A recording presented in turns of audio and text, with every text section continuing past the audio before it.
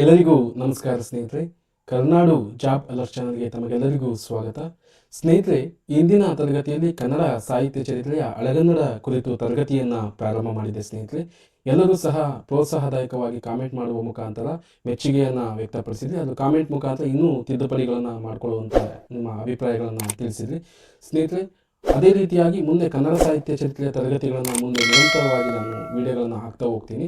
ಇಂದಿನ ತರಗತಿಯಲ್ಲಿ ಭಾರತೀಯ ಕಾವ್ಯ ಮೀಮಾಂಸೆಯ ತರಗತಿಗಳನ್ನು ಪ್ರಾರಂಭ ಮಾಡ್ತಾ ಇದ್ದೀನಿ.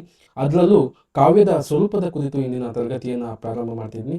ಸ್ನೇಹಿತರೆ, ನಾನು ಸ್ಪರ್ಧಾತ್ಮಕ ಪರೀಕ್ಷೆಯ ದೃಷ್ಟಿಕೋನದಿಂದ ತರಗತಿಗಳನ್ನು ಪ್ರಾರಂಭ ಮಾಡ್ತಿದ್ದೀನಿ. ಇಲ್ಲಿ ಯಾವುದೇ ಚರ್ಚೆ ಮತ್ತು ಸಂವಾದ ತಾತ್ವಿಕ ವಿಚಾರಗಳನ್ನು ಕುರಿತು ಅಲ್ಲ ಅನ್ನುವಂತಹದ್ದು ನನ್ನ ಅಭಿಪ್ರಾಯವನ್ನು ವ್ಯಕ್ತಪಡಿಸ್ತಾ, ಈ ಸ್ಪರ್ಧಾತ್ಮಕ ಪರೀಕ್ಷಾ ದೃಷ್ಟಿಕೋನದಿಂದ ಯಾವೆಲ್ಲ ಪ್ರಶ್ನೆಗಳನ್ನು ತೆಗಿತಾರೆ, ನಾವು ಯಾವ ವಿಷಯಗಳನ್ನು ಓದಬೇಕು, ಮತ್ತೆ ಅಧ್ಯಯನ ಸಾಮಗ್ರಿಗಳನ್ನು ಯಾವ ರೀತಿಯಾಗಿ ರೂಢಿಸ್ಕೊಬೇಕು ಅನ್ನುವಂತಹ ನಿಟ್ಟಿನಲ್ಲಿ ಈ ತರಗತಿಗಳನ್ನು ಪ್ರಾರಂಭ ಮಾಡ್ತಿರುವಂತಹದ್ದು.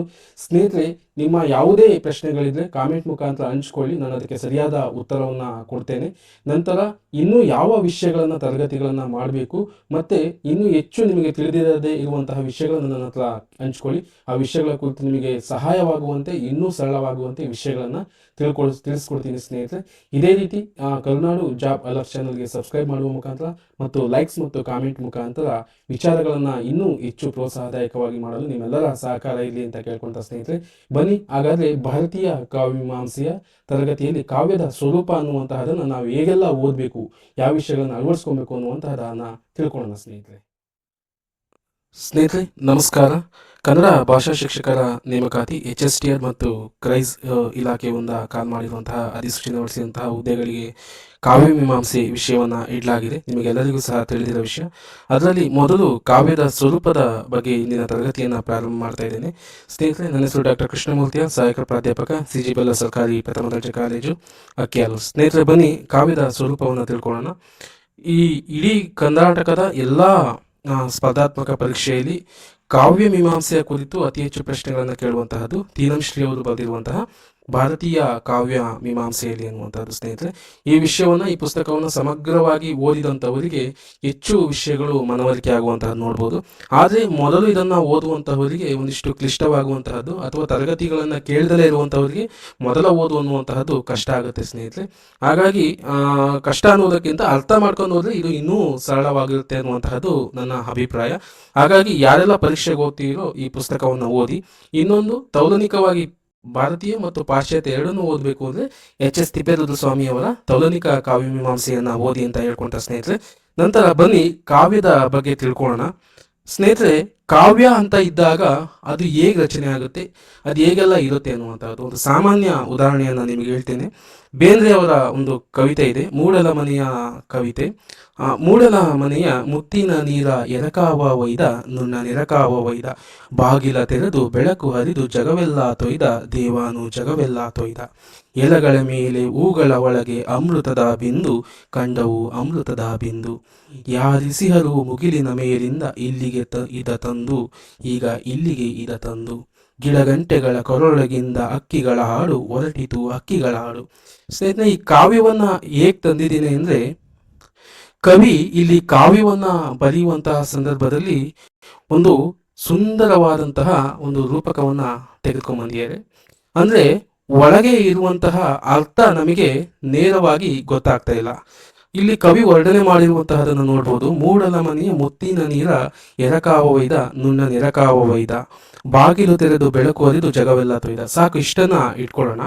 ಒಂದು ಸೂರ್ಯೋದಯದ ವರ್ಣನೆಯ ಅಲ್ಲೆಲ್ಲ ಸುತ್ತಮುತ್ತಲಿನ ಪರಿಸರದಲ್ಲಿ ಆಗುವಂತಹ ಸಾಕಷ್ಟು ಬದಲಾವಣೆಗಳನ್ನ ಇಲ್ಲಿ ಕವಿ ಈ ಕವಿತೆಯಲ್ಲಿ ತೆಗೆದುಕೊಂಡ್ಬಂದಿರುವಂತಹದನ್ನು ನೋಡ್ಬೋದು. ಒಂದು ಕಾವ್ಯ ಅನ್ನುವಂತಹದ್ದು ಹೇಗೆ ಒಂದು ಕವಿಗೆ ಒಂದು ಅನುಭವಜನ್ಯವಾಗಿ ಬರುವಂತಹದ್ದು, ಸುತ್ತಲಿನ ಪರಿಸರವೆಲ್ಲವೂ ಸಹ ಕವಿ ಗ್ರಹಿಸುವಂತಹದ್ದು, ಮತ್ತೆ ಅದನ್ನ ಜನಸಾಮಾನ್ಯರಿಗೆ ಹೇಳುವಂತಹ ಸಂದರ್ಭದಲ್ಲಿ ಅವರ ಸಹೃದಯರಿಗೆ ತಲುಪುವಂತೆ ಹೇಳುವಂತಹ ನಿಟ್ಟಿನಲ್ಲಿ ಈ ರೀತಿ ಒಬ್ಬ ಕವಿಗೆ ಕಾವ್ಯ ದಕ್ಕುತ್ತೆ ಅಂತ ಇದ್ದಾಗ ಕಾವ್ಯ ರಚನೆ ಮಾಡೋದಕ್ಕೆ ಒಂದಿಷ್ಟು ಆ, ಆ ನಿಯಮಗಳು ತಿಳಿದಿರಬೇಕು ಅನ್ನುವಂತಹದ್ದು, ಕಾವ್ಯ ಅಂದ್ರೆ ಏನು ಅನ್ನುವಂತಹದ್ದು ಗೊತ್ತಿರಬೇಕು, ಮತ್ತೆ ಕಾವ್ಯ ಹೇಗೆಲ್ಲ ಇರುತ್ತೆ ಎನ್ನುವಂತಹದ್ದು ನಮಗೆ ತಿಳಿಬೇಕಾಗುತ್ತೆ ಸ್ನೇಹಿತರೆ. ಹಾಗಾಗಿ ಒಂದು ಉದಾಹರಣೆಗೆ ತೆಗೆದುಕೊಂಡ್ಬಂದಿನಷ್ಟೇ ಈ ಕಾವ್ಯವನ್ನ, ಮುಂದೆ ತಿಳ್ಕೊಂಡು ಹೋಗೋಣ. ನಿಮಗೆ ಯಾರೆಲ್ಲ ಮೊದಲು ಮೀಮಾಂಸೆಯನ್ನು ಓದ್ತಿದ್ದೀರೋ ಅವರಿಗೆ ಇದು ಅರ್ಥ ಆಗಲಿ ಎನ್ನುವಂತಹದ್ದು ಈ ಕವಿತೆಯನ್ನ ತೆಗೆದುಕೊಂಡ್ಬಂದಿರುವಂತಹದ್ದು. ಈಗ ಹೇಳಿರುವಂತಹ ವಿಚಾರ ನಿಮಗೆ ಅರ್ಥ ಆಗಿದೆ ಅಂತ ಹೇಳ್ತಾ ಸ್ನೇಹಿತರೆ, ಬನ್ನಿ ಹಾಗಾದ್ರೆ ಈ ಕಾವ್ಯದ ಬಗ್ಗೆ ನಮಗೆ ಭಾರತೀಯರಿಂದ ಇಟ್ಕೊಂಡು ಕನ್ನಡದವರೆಗೂ ಸಹ ಸಾಕಷ್ಟು ಮೀಮಾಂಸೆಯ ಚರ್ಚೆಗಳಾಗಿರುವಂತಹದನ್ನ ನೋಡ್ಬೋದು. ಇದರ ಕುರಿತು ಕವಿಗಳೆಲ್ಲರೂ ಸಹ ಚರ್ಚೆ ಮಾಡಿದ್ದಾರೆ. ಹಾಗಾದ್ರೆ ಕಾವ್ಯದ ಸ್ವರೂಪ, ಕಾವ್ಯ ಏನೆಲ್ಲ ಇರುತ್ತೆ ಅನ್ನುವಂತಹದನ್ನ ತಿಳ್ಕೊಳ್ಳೋಣ. ಕಾವ್ಯ ಮೀಮಾಂಸೆ ಒಂದು ಹಂತದಲ್ಲಿ ಆನಂದ ಮೀಮಾಂಸೆ ಮತ್ತು ಸೌಂದರ್ಯ ಮೀಮಾಂಸೆ ಆಗಿತ್ತು. ಮೊದಲು ಅದು ಕಾವ್ಯ ಅನ್ನುವಂತಹದ್ದು ಒಂದು ಆನಂದವನ್ನು ಕೊಡುತ್ತೆ, ಪರಮಾನಂದವನ್ನು ಕೊಡುವಂತಹದ್ದು ಮತ್ತು ಸೌಂದರ್ಯದ ಚಿಂತನೆಯನ್ನು ಒಳಗೊಂಡಂತಹ ಒಂದು ಸೌಂದರ್ಯ ಮೀಮಾಂಸೆ ಅನ್ನುವಂತಹದನ್ನ ಕರೀತಾ ಇದ್ರು. ಪಾಶ್ಚಾತ್ಯದಲ್ಲಿಯೂ ಸಹ ಇದೇನಾಗಿತ್ತು, ಸೌಂದರ್ಯ ಮೀಮಾಂಸೆ ಒಂದು ಸ್ವತಂತ್ರ ಶಾಖೆಯಾಗಿ ಬೆಳೆಯುತ್ತಾ ತತ್ವಶಾಸ್ತ್ರದ ಒಂದು ಪ್ರಧಾನದ ಭಾಗವಾಗಿತ್ತು ಅನ್ನುವಂಥದ್ದು. ಅಲ್ಲಿ ಸೌಂದರ್ಯ ಮೀಮಾಂಸೆ ಅನ್ನುವಂಥದ್ದೇ ಕೂತ್ಕೊಂಡು ಸಾಕಷ್ಟು ಚರ್ಚೆಯನ್ನ ಮಾಡ್ತಿದ್ದಂತಹದನ್ನ ನಾವು ನೋಡ್ಬೋದು. ಭಾರತೀಯ ಕಾವ್ಯ ಮೀಮಾಂಸೆ ಒಂದು ಅಂಗವಾಗಿ ಇಲ್ಲಿನ ಸೌಂದರ್ಯ ಬೆಳೀತು ಅನ್ನುವಂತಹದನ್ನ ಚರ್ಚೆ ಮಾಡಲಾಗುತ್ತೆ. ಪಾಶ್ಚಾತ್ಯದಲ್ಲಿ ಒಂದು ಸ್ವತಂತ್ರ ಶಾಸ್ತ್ರವಾಗಿ ಬೆಳೆದು ಬಂದಂತಹ ಅಲಂಕಾರ ಕುರಿತು ಪ್ರಾಚೀನ ಚಿಂತನೆಯನ್ನು ಗ್ರೀಕರಾದಿಗಳ ಈ ಚಿಂತನೆಯನ್ನು ಏಕೈಕ ಪದ ರಿಟಾರಿಕ್ ಅನ್ನುವಂತಹದನ್ನ, ಅಲಂಕಾರ ಶಾಸ್ತ್ರಕ್ಕೆ ಪಾಶ್ಚಾತ್ಯದಲ್ಲಿ ರಿಟಾರಿಕ್ ಅನ್ನುವಂತಹದನ್ನ ಬಳಸುವಂತಹದ್ದು, ಭಾರತೀಯ ಸಂದರ್ಭದಲ್ಲಿ ಅಲಂಕಾರ ಶಾಸ್ತ್ರ ಅಂತ ನಾವು ಬಳಸುವಂತಹದನ್ನು ನೋಡ್ಬೋದು. ಹಿಂದೆ ಕಾವ್ಯ ಮೀಮಾಂಸೆ ಅನ್ನುವಂತಹದಕ್ಕೆ ಏನಾಗಿತ್ತು ಅರ್ಥ ಅಂತ ಏನಿದ್ರೆ ಅಲಂಕಾರ ಶಾಸ್ತ್ರ ಅಂತ ಕರಿತಿದ್ದನ್ನ ನಾವು ನೋಡ್ಬೋದು.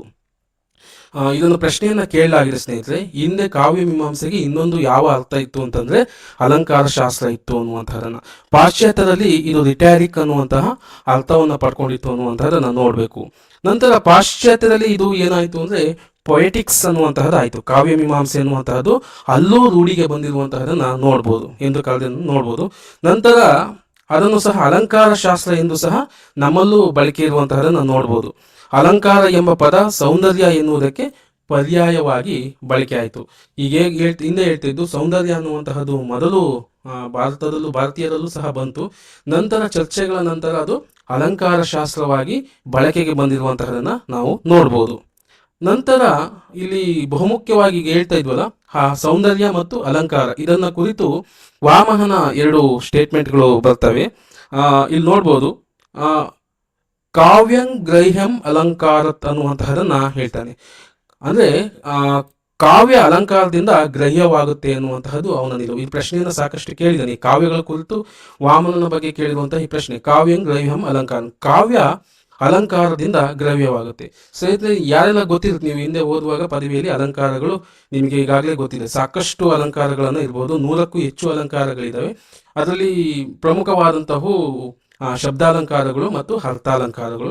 ಅರ್ಥಾಲಂಕಾರಗಳಲ್ಲಿರುವಂತಹದನ್ನು ನೀವು ನೋಡಬಹುದು, ಉಪಮ, ದೀಪಕ, ಯಮಕ, ರೂಪಕ, ಅರ್ಥಾಂತರನ್ಯಾಸ, ಈ ರೀತಿ ಸಾಕಷ್ಟು ಅಲಂಕಾರಗಳನ್ನು ನೋಡ್ಬೋದು. ನಂತರ ಶಬ್ದಾಲಂಕಾರಗಳಲ್ಲಿ ಯಮಕ, ಅನುಪ್ರಾಸ ಮತ್ತು ಚಿತ್ರಕವಿತ್ವ ಅನ್ನುವಂತಹದ್ದು ಮತ್ತು ಚೇಕಾನುಪ್ರಾಸ ಅನ್ನುವಂತಹ ಅಲಂಕಾರಗಳನ್ನು ನಾವು ನೋಡಕ್ ಸಾಧ್ಯತೆ ಇದೆ. ಇಲ್ಲಿ ವಾಮನನ ಇನ್ನೊಂದು ಏನ್ ಮಾತು ಹೇಳ್ತಾನೆ ಅಂದ್ರೆ, ಕಾವ್ಯ ಅಲಂಕಾರದಿಂದ ಗ್ರಹ್ಯವಾಗುತ್ತೆ. ಅಂದ್ರೆ ಕಾವ್ಯಕ್ಕೆ ಅಲಂಕಾರವೇ ಮುಖ್ಯ ಅನ್ನುವಂತಹ ಒಂದು ಕಾಲಘಟ್ಟ ಇತ್ತು. ಅದಕ್ಕೂ ಇಂಚೆ ಏನಿತ್ತು, ಅಲಂಕಾರ ಶಾಸ್ತ್ರ ಅಂತ ಕಾವ್ಯ ಮೀಮಾಂಸೆಗೆ ಇನ್ನೊಂದು ಅರ್ಥ ಇರುವಂತಹದನ್ನ ನೋಡ್ಬೋದು. ಇನ್ನೊಂದು ಮಾತನ್ನು ಹೇಳ್ತಾನೆ, ಸೌಂದರ್ಯಂ ಅಲಂಕಾರ, ಸೌಂದರ್ಯವೇ ಅಲಂಕಾರ ಅನ್ನುವಂತಹದ್ದು. ಸೌಂದರ್ಯವೇ ಅಲಂಕಾರ, ಇವೆರಡೂ ಒಳಗೊಂಡು ಅಲಂಕಾರ ಶಾಸ್ತ್ರ ಬಳಕೆಯಾಗಿತ್ತು ಅನ್ನುವಂತಹದ್ದು ಈ ವಾಮನನ 2 ಮಾತುಗಳ ಮುಖಾಂತರ ತಿಳ್ಕೊಬಹುದು. ಮೊದಲು ಸೌಂದರ್ಯ ಅಂತ ಬಳಕೆ ಆಗ್ತಿತ್ತು, ನಂತರ ಅದೇನಾಯ್ತು ಅಲಂಕಾರವಾಗಿ ಬಳಕೆ ಆಯಿತು, ನಂತರ ಅಲಂಕಾರ ಶಾಸ್ತ್ರವಾಗಿ ಅದು ಬಳಕೆ ಆಯಿತು ಅನ್ನುವಂತಹದನ್ನ ನೋಡ್ತೀವಿ. ನಂತರ ವಾಮನ ಏನ್ ಮಾಡ್ತಾನೆ, ಕಾವ್ಯಂ ಗ್ರಹ್ಯಂ ಅಲಂಕಾರಂ, ಕಾವ್ಯಕ್ಕೆ ಅಲಂಕಾರಗಳೇ ಭೂಷಣ ಅನ್ನುವಂತಹದನ್ನ ಹೇಳುತ್ತಿರುವಂತಹದ್ದು. ನಂತರ ಇದು ಅದಕ್ಕೂ ಹಿಂದೆ, ಅಲಂಕಾರ ಶಾಸ್ತ್ರಕ್ಕೂ ಹಿಂದೆ ಭಾರತೀಯರಲ್ಲಿ ಯಾವ ಅರ್ಥ ಇತ್ತು ಅನ್ನುವಂಥದ್ದನ್ನು ನೋಡು. ಕ್ರಿಸ್ತಶಕ ಪ್ರಾರಂಭದಿಂದಲೂ ಅಥವಾ ಅದಕ್ಕಿಂತ ಹಿಂದೆ 1-2 ಶತಮಾನಗಳ ಕಾಲಷ್ಟು ಹಿಂದಿನಲ್ಲಿ ಕಾವ್ಯ ಲಕ್ಷಣವನ್ನ ಕುರಿತ ಈ ಶಾಸ್ತ್ರ ಬೆಳೆದು ಬಂದಿರಬೇಕು. ಆಗ ಅಲಂಕಾರ ಮತ್ತು ಕಾವ್ಯ ಮೀಮಾಂಸೆ ಎಂದು ಕರೆಯದೆ ಕ್ರಿಯಾಕಲ್ಪ ಎಂದು ಹೆಸರು ಕರೆದಿರಬೇಕು ಅಂತ ಸಂಶೋಧನೆಯಲ್ಲಿ ಡಾಕ್ಟರ್ ರಾಘವನ್ ಅವರ ಅಭಿಪ್ರಾಯ ಹೇಳ್ತಾರೆ. ಅಂದ್ರೆ ಅಲಂಕಾರ ಮತ್ತು ಕಾವ್ಯ ಮೀಮಾಂಸೆಗಿಂತಲೂ ಹಿಂದೆ ಏನಿತ್ತು ಅಂದ್ರೆ ಕ್ರಿಯಾಕಲ್ಪ ಅಂತ ಕರಿತಾ ಇದ್ರು ಅನ್ನುವಂತಹದನ್ನ ಒಂದು ಅಭಿಪ್ರಾಯನ ವ್ಯಕ್ತಪಡಿಸ್ತಾರೆ. ಸ್ನೇಹಿತರೆ, ಇದು ಪ್ರಶ್ನೆ ಆಗಿರುವಂತಹದ್ದು. ಹಿಂದೆ ಅಲಂಕಾರ ಶಾಸ್ತ್ರಕ್ಕಿಂತಲೂ ಹಿಂದೆ ಕಾವ್ಯ ಮೀಮಾಂಸೆಗೆ ಏನನ್ನ ಕರಿತಿದ್ರು ಅನ್ನುವಂತಹದನ್ನ ಕ್ರಿಯಾಕಲ್ಪ ಅಂತ ಕರಿತಿದ್ರು ಅನ್ನುವಂತಹದನ್ನ ಕೊಟ್ಟಿರುವಂತಹದ್ದು. ಸ್ನೇಹಿತರೆ, ನಾನು ಚರ್ಚೆ ಮಾಡ್ತಿರುವಂತಹದ್ದು ಮೀಮಾಂಸೆದು ಎಲ್ಲೂ ಪ್ರಶ್ನೆಗಳು ಬಿಟ್ಟು ಹೋಗಬಾರ್ದು. ಅವನೇ ಯಾವ್ದಾದ್ರು ಒಂದು ಮಾತಿದ್ದು ಕೇಳ್ತಾ ಅಂದ್ರೆ ಇಲ್ಲೇ ಪ್ರಶ್ನೆಗಳು ಬರಬೇಕು. ಆ ರೀತಿಯಾದಂತಹ ಒಂದು ಚರ್ಚೆಯನ್ನ ನಾನು ಮೀಮಾಂಸೆಯಲ್ಲಿ ಮಾಡ್ತಾ ಇರುವಂತಹದ್ದು. ನಂತರ ಭರತ ನಮಗೆ ಬಹಳ ಮುಖ್ಯ ಆಗ್ತಾನೆ. ಇವನ ಕೃತಿಯಿಂದಲೇ ನಾವು ಅತಿ ಹೆಚ್ಚು ಮೀಮಾಂಸೆಯನ್ನ ಓದೋದಕ್ಕೆ ಪ್ರಾರಂಭ ಮಾಡುವಂತಹದ್ದು.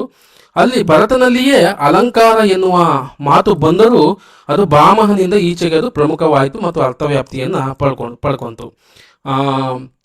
ಅಲಂಕಾರ ಶಾಸ್ತ್ರ ಅನ್ನುವಂತಹದ್ದು ಭರತನವರೆಗೂ ಸಹ ಅಷ್ಟು ಪ್ರಾಮುಖ್ಯತೆಯನ್ನು ಒಳಗೊಂಡಿರಲಿಲ್ಲ. ಅದು ಭಾಮಹನಿಂದ ಒಂದು ಶಾಸ್ತ್ರವಾಗಿ ಬೆಳೀತು ಅನ್ನುವಂತಹ ಪರಿಕಲ್ಪನೆ. ಆದರೆ ಭರತ ಅಲಂಕಾರಗಳ ಚರ್ಚೆಯನ್ನ ನಾಟ್ಯಶಾಸ್ತ್ರದಲ್ಲಿ ಮಾಡ್ತಾನೆ. ಅದೊಂದು ಪ್ರಮುಖವಾಗಿ ಬೆಳೆಯುವಂತಹದ್ದು ಭಾಮಹನಿಂದ. ಭಾಮಹನ ಕಾವ್ಯಾಲಂಕಾರ ಕೃತಿ ಬರುತ್ತೆ. ಅಲ್ಲಿ ಒಂದು ಪ್ರಮುಖವಾದಂತಹ ಶಾಸ್ತ್ರವಾಗಿ ಈ ಮೀಮಾಂಸೆ ಎನ್ನುವಂತಹದ್ದು ಪ್ರಾರಂಭವಾಯಿತು ಅನ್ನುವಂತಹದ್ದು.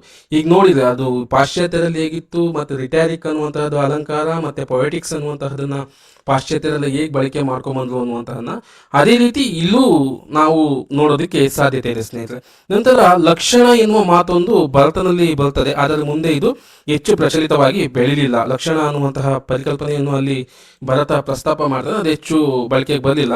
ನಂತರ ಕಾವ್ಯ ಮೀಮಾಂಸೆ ಎಂಬ ಮಾತನ್ನು ಹೆಚ್ಚು ಪ್ರಚಲಿತಗೊಳಿಸಿದವರಲ್ಲದೆ ತನ್ನ ಕೃತಿಗೆ ಅದನ್ನೇ ಹೆಸರಿಟ್ಟಂತವನು ರಾಜಶೇಖರ. ಇವನು ಬಹಳ ಮುಖ್ಯ ಸ್ನೇಹಿತರೆ. ಇದನ್ನ ಪ್ರಶ್ನೆಯನ್ನು ಕೇಳಿದರೆ ತನ್ನ ಕೃತಿಗೆ ಕಾವ್ಯ ಮೀಮಾಂಸೆ ಅಂತಾನೆ ಹೆಸರಿಟ್ಟವನು ಯಾರು ಅಂತ ಕೇಳಿದ್ರೆ ರಾಜಶೇಖರ ಅನ್ನುವಂತಹದನ್ನ ಹೇಳ್ತಾರೆ. ಕಾವ್ಯ ಅಲಂಕಾರ ಅಂತ ಹಿಂದೆ ಇದ್ದಿದ್ದಂತಹದನ್ನ ಮೀಮಾಂಸೆ ಅನ್ನುವಂತಹ ಪರಿಕಲ್ಪನೆ ನಾವು ಇವತ್ತು ಓದ್ತಿದೀವಲ್ಲ, ಆ ಶೀರ್ಷಿಕೆ ತೆಗೆದುಕೊಂಡ್ಬಂದಂತವನೇ ಮೊದಲು 10ನೇ ಶತಮಾನದಲ್ಲಿ ರಾಜಶೇಖರ ಅನ್ನುವಂತಹದ್ದು. ಆತನ ಮಾತಿನಂತೆ ಸಾಹಿತ್ಯ ವಿದ್ಯಾ ಎಂಬ ಪದವು ಸಹ ಬರುವಂತಹದನ್ನ ನಾವು ರಾಜಶೇಖರನಲ್ಲಿ ನೋಡ್ಬೋದು ಸ್ನೇಹಿತರೆ. ಇಷ್ಟು ಮೊದಲಿನಿಂದ ಹಿಡ್ಕೊಂಡು ಇಲ್ಲಿವರೆಗೂ ಸಹ ಈ ಕಾವ್ಯ ಮೀಮಾಂಸೆಯ ಕುರಿತು ಸ್ವರೂಪದ ಕುರಿತು ಚರ್ಚೆ ಪ್ರಾರಂಭ ಆಗ್ತಿರುವಂತಹದ್ದು. ನಂತರ ಸಾಹಿತ್ಯ ಎಂಬ ಮಾತು ಮೊದಲು ವ್ಯಾಕರಣದಲ್ಲಿ ಉಗಮಗೊಂಡು ಕ್ರಮೇಣ ಅದು ಕಾವ್ಯದ ಕಡೆಗೆ ಬಂದಂತೆ ತೋರ್ತದೆ ಅನ್ನುವಂತಹದನ್ನ ಹೇಳ್ತಾರೆ ಅನ್ನುವಂತಹದನ್ನ. ಅಂದ್ರೆ ರಾಜಶೇಖರನ ಅಭಿಪ್ರಾಯದ ಪ್ರಕಾರ ಮೊದಲು ಸಾಹಿತ್ಯ ಅಂತ ನಾವೇನ್ ಬಳಸ್ತೀವೋ ಪದ, ಅದು ಮೊದಲು ವ್ಯಾಕರಣದಲ್ಲಿ ಉಗಮಗೊಳ್ತು, ನಂತರ ಅದು ಕಾವ್ಯದ ಕಡೆಗೆ ಬಂದಂತೆ ತೋರ್ತದೆ ಅನ್ನುವಂತಹದನ್ನ ಹೇಳ್ತಾರೆ. ನಂತರ ಪ್ರಮುಖವಾದಂತಹ ಹೇಳಿಕೆಯನ್ನು ನೋಡ್ಬೋದು. ಇದಕ್ಕೆ ಆಧಾರ ಸಾಹಿತ್ಯ ಅನ್ನುವಂತಹ ಪದಕ್ಕೆ ಆಧಾರ ಏನು ಅನ್ನುವಂತಹದ್ದು ಭಾಮಹನ ಒಂದು ಹೇಳಿಕೆ ಇದೆ. ಶಬ್ದಹತ್ತೋ ಸಹಿತೋ ಕಾವ್ಯಂ ಅನ್ನುವಂತಹದ್ದು ಆಧಾರವಾಗಿದೆ. ಇಲ್ಲಿ ಸಹಿತ ಅನ್ನುವಂತಹದ್ದು ಇದೆಯಲ್ಲ, ಇದೇ ಸಾಹಿತ್ಯ ಅನ್ನುವಂತಹ ಮಾತನ್ನ ಉಲ್ಲೇಖ ಮಾಡುವಂತಹದನ್ನು ನೋಡ್ಬೋದು ಅನ್ನುವಂತಹದ್ದು. ನಂತರ ಇದಕ್ಕೆ ಸಾಹಿತ್ಯ ಅನ್ನೋದಕ್ಕೆ ಇನ್ನೊಂದು ಪದವನ್ನು ನೋಡೋದಿದ್ರೆ ರುಯ್ಯಕ 12ನೇ ಶತಮಾನದಲ್ಲಿ ಸಾಹಿತ್ಯ ಮೀಮಾಂಸೆ ಎಂದು ಕರೀತಾನೆ. ಸಾಹಿತ್ಯ ಮೀಮಾಂಸೆ ಎನ್ನುವಂತಹದನ್ನ ಕರೀತಾನೆ. ವಿಶ್ವನಾಥನಲ್ಲೂ ಸಾಹಿತ್ಯ ದರ್ಪಣ ಎಂದು, ನಂತರ ವಿಶ್ವನಾಥನಲ್ಲೂ ಸಾಹಿತ್ಯ ದರ್ಪಣ ಎಂದು ಪ್ರಸ್ತುತವಾಯಿತು ಅನ್ನುವಂಥ ಸ್ನೇಹಿತರೆ. ಇದು ವ್ಯಾಪಕವಾಗಿ ಬೆಳೆಯುತ್ತಾ ಇಂಗ್ಲಿಷ್ನ ಲಿಟ್ರೇಚರ್ ಎಂಬುದಕ್ಕೆ ಪರ್ಯಾಯವಾಗಿರುವಂತಹದನ್ನು ನೋಡ್ಬೋದು. ನೋಡಿ, ಇಲ್ಲಿ ಸಾಹಿತ್ಯ ಅನ್ನುವಂತಹದನ್ನು ಮೊದಲು ರಾಜಶೇಖರ ಬಳಸ್ತಾನೆ, ನಂತರ ರುಯ್ಯಕ ಸಾಹಿತ್ಯ ಮೀಮಾಂಸೆ ಅನ್ನುವಂತಹದನ್ನ ಬಳಸ್ತಾನೆ. ಸಾಹಿತ್ಯ ದರ್ಪಣ ಅನ್ನುವಂತಹದ್ದು ವಿಶ್ವನಾಥನಲ್ಲೂ ಸಹ ಬಳಕೆ ಆಗುವಂತಹದನ್ನ ನಾವು ನೋಡ್ಬೋದು. ಇಷ್ಟು ಕಾವ್ಯದ ಬಗ್ಗೆ ಚರ್ಚೆ ಆಗ್ತಿರುವಂತಹದ್ದು. ನಂತರ ಕಾವ್ಯ ಇದರ ಒಂದು ಭಾಗ, ಸಾಹಿತ್ಯದ ಒಂದು ಭಾಗ ಯಾವುದಾಗಿರುತ್ತೆ ಕಾವ್ಯ ಅನ್ನುವಂತಹದ್ದು. ಆಧುನಿಕ ಯುಗದ ನವ್ಯ ಪ್ರಕಾರಗಳಾದ ಕಾದಂಬರಿ, ಕತೆ, ನಾಟಕ, ಪ್ರಬಂಧ ಈ ಎಲ್ಲವನ್ನೂ ಒಳಗೊಳ್ಳುವ ಬೃಹತ್ತಾದಂತಹ ಒಂದು ನಿಲುವಾಗಿಯೂ ಸಹ ನಮಗೆ ಕಾಣುತ್ತೆ ಅನ್ನುವಂತಹದ್ದು. ನಂತರ ಕಾವ್ಯ ತತ್ವ ಸಮಾಲೋಚನೆಯಲ್ಲಿ ಅಲಂಕಾರಗಳೇ ಪ್ರಧಾನವಾಗಿ, ಆ ಅಲಂಕಾರವನ್ನು ಕುರಿತ ವಿವೇಚನೆ ಉದ್ಭಟನ ಕಾವ್ಯಾಲಂಕಾರ ಸಂಗ್ರಹ, ರುದ್ರಟನ ಕಾವ್ಯಾಲಂಕಾರ, ಭಾಮಹನ ಕಾವ್ಯಾಲಂಕಾರ ಮೊದಲಾದ ಕೃತಿಗಳಲ್ಲಿ ಅಲಂಕಾರ ಪದವೇ ಆ ಶಾಸ್ತ್ರವನ್ನು ಅಲಂಕಾರ ಶಾಸ್ತ್ರ ಎಂದು ಕರೆಯುವುದು ಔಚಿತ್ಯ ರೂಢಿಗೆ ಬಂದಂಗಾಯಿತು ಅನ್ನುವಂತಹದ್ದು. ಇವರೆಲ್ಲರೂ ಇದರ ಸಹ ಈ ಮೀಮಾಂಸೆಗೆ ಕಾವ್ಯದಲ್ಲಿ ಅಲಂಕಾರಗಳನ್ನ ಪ್ರಧಾನವಾಗಿ ಚರ್ಚೆ ಮಾಡಿಬಿಟ್ಟು ಸಹ ಕಾವ್ಯದ ಸ್ವರೂಪಕ್ಕೆ ಹೆಚ್ಚು ಕೊಡುಗೆಯನ್ನ ಕೊಟ್ಟಿರುವಂತಹದನ್ನ ನಾವು ನೋಡ್ಬೋದು. ಉದ್ಭಟನ ಕಾವ್ಯಾಲಂಕಾರ ಸಾರ ಸಂಗ್ರಹ, ರುದ್ರಟನ ಕಾವ್ಯಾಲಂಕಾರ, ಭಾಮಹನ ಕಾವ್ಯಾಲಂಕಾರ, ನಂತರ ಮೊದಲಾದ ಕೃತಿಗಳಲ್ಲಿ ಈ ಶಾಸ್ತ್ರ ಅನ್ನುವಂತಹದ್ದು, ಅಲಂಕಾರ ಶಾಸ್ತ್ರ ಅನ್ನುವಂತಹದ್ದು ಹೆಚ್ಚು ಪ್ರಾಧಾನ್ಯತೆಯನ್ನ ಪಡ್ಕೊಂಡಿರುವಂತಹದನ್ನು ನೋಡ್ಬೋದು. ನಂತರ ಒಂದು ಕಾವ್ಯವನ್ನು ತೆಗೆದುಕೊಂಡು ಅದರ ಸ್ವರೂಪ, ವ್ಯಾಪ್ತಿ, ಇತಿಮಿತಿಗಳನ್ನು ವಿವೇಚಿಸಿ ಅದನ್ನು ಬೆಲೆ ಕಟ್ಟುವಂತಹ ಪ್ರಯತ್ನವನ್ನು ನಾವು ಕಾವ್ಯ ವಿಮರ್ಶೆ ಅಂತ ಕರಿತೇವೆ. ಇಲ್ಲಿ ವಿಮರ್ಶೆ ಮತ್ತು ಕಾವ್ಯ ಎರಡು ಬೇರೆ ಬೇರೆ ಆದದನ್ನು ಅಂತಹದನ್ನ ತಿಳ್ಕೊಬೇಕು ಸ್ನೇಹಿತರೆ. ಎರಡು ಒಂದೇ ಅಲ್ಲ, ಅದಕ್ಕೆ ಇದರ ವ್ಯತ್ಯಾಸವನ್ನ ಇಲ್ಲಿ ಗುರುತಿಸ್ತಿರುವಂತಹದ್ದು. ಅದಕ್ಕೆ ಒಂದು ಕಾವ್ಯವನ್ನು ತೆಗೆದುಕೊಂಡು ಅದರ ಸ್ವರೂಪ, ವ್ಯಾಪ್ತಿ, ಇತಿಮಿತಿಗಳನ್ನು ವಿವೇಚಿಸಿ ಅದನ್ನು ಬೆಲೆ ಕಟ್ಟುವಂತಹ ಪ್ರಯತ್ನ ಕಾವ್ಯ ವಿಮರ್ಶೆ ಆಗಿರ್ತದೆ.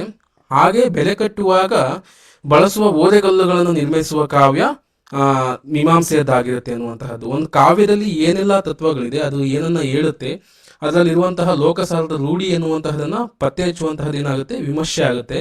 ನಂತರ ಕಾವ್ಯ ಹೇಗೆಲ್ಲ ಇರಬೇಕು, ಹೇಗೆಲ್ಲ ಇದ್ರೆ ಅದು ಸಹೃದಯನನ್ನ ತಲುಪುತ್ತೆ ಅನ್ನುವಂತಹದನ್ನು ಏನಾದರೂ ಚರ್ಚೆ ಮಾಡೋದಿದ್ರೆ ಅದು ಮೀಮಾಂಸೆಯನ್ನಾಗಿ ನಾವು ಅರ್ಥ ಮಾಡ್ಕೊಬೇಕು ಅನ್ನುವಂತಹದ್ದು. ಈ ಹಿನ್ನೆಲೆಯಲ್ಲಿ ನೋಡಾಗ ಭಾರತೀಯರು ಮತ್ತು ಪಾಶ್ಚಾತ್ಯರ ಎರಡು ವಿಧಾನಗಳನ್ನು ನಾವು ನೋಡ್ಬೇಕಾಗುತ್ತೆ. ಭಾರತೀಯರಲ್ಲಿ ಪ್ರಧಾನವಾಗಿ ಬೆಳೆದು ಬಂದಂತಹದ್ದು ಮೀಮಾಂಸೆ ಪರಿಕಲ್ಪನೆ. ಅತಿ ಹೆಚ್ಚಾಗಿ ಇವ್ರು ಚಿಂತನೆ ಮಾಡ್ಬಂದ್ರು ಕಾವ್ಯ ಅಂದ್ರೆ ಹೀಗಿರುತ್ತೆ, ಹೀಗಿದೆ ಅನ್ನುವಂಥದ್ದು, ಅಲಂಕಾರಗಳನ್ನ ಒಳಗೊಂಡಿರ್ಬೇಕು, ಧ್ವನಿ ಇರಬೇಕು, ರಸ ಇರಬೇಕು, ಔಚಿತ್ಯ ಇರಬೇಕು ಅನ್ನುವಂತಹದನ್ನ, ಈಗ ಆ ಥರದ್ದು ಇಲ್ಲ ಅಂದ್ರೆ ಅದು ಕಾವ್ಯನೇ ಅಲ್ಲ ಅನ್ನುವಂಥದ್ದು. ಈ ತರದ ಒಂದು ಚರ್ಚಾ ವಿಧಾನಗಳನ್ನ ಚರ್ಚೆ ಮಾಡ್ಕೊಂತ ಬಂದ್ರು. ಆದ್ರೆ ಪಾಶ್ಚಾತ್ಯರಲ್ಲಿ ಯಾವ್ದು ಬಂತು ಅಂದ್ರೆ ವಿಮರ್ಶೆ ಎನ್ನುವಂತಹದ್ದು ಬಂತು.